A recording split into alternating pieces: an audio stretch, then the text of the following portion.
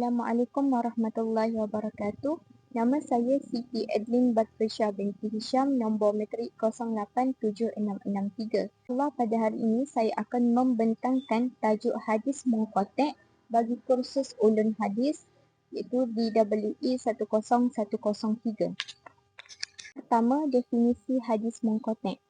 Definisi hadis munqati' dari segi bahasa iaitu isim fa'il daripada perkataan inqita' yang bermaksud terputus, iaitu lawan kepada bersambung iaitu ittisal. Dari istilah pula, hadis yang gugur iaitu terputus seorang perawi daripada sanadnya sama ada pada satu tempat atau lebih, tetapi bukan secara berturut-turut. Seterusnya, perbezaan antara al-munqati' dan al-maqtu'. Al-munqati' berkaitan dengan sifat sanad iaitu rantaian perawi dan al-maqtu' berkaitan dengan sifat matan iaitu teks hadis.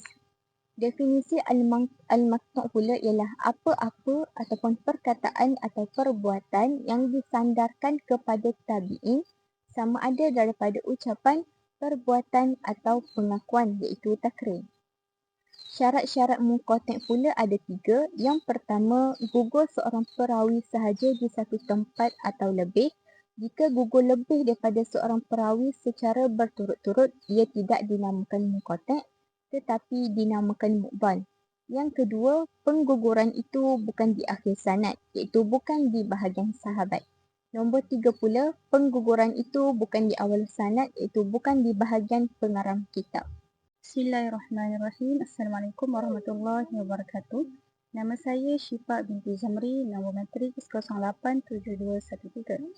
Saya akan menjelaskan gambaran hadis munqati', iaitu bahawa Imam Al-Bukhari meriwayatkan daripada Malik, daripada Nafi', daripada Ibnu Umar, daripada Nabi SAW.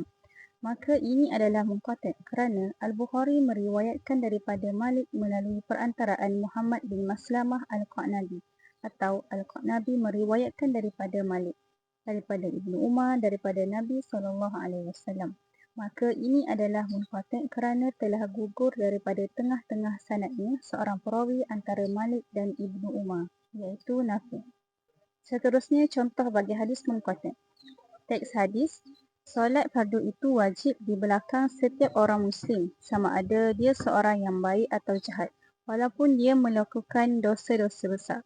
Seterusnya, rantaian sanad bermula dengan Abu Daud, Ahmad bin Saleh, Ibnu Wahab, Muawiyah bin Saleh, Al-Ala bin Al-Haris, Ma'hul, Abu Hurairah radhiyallahu anhu dan Rasulullah SAW.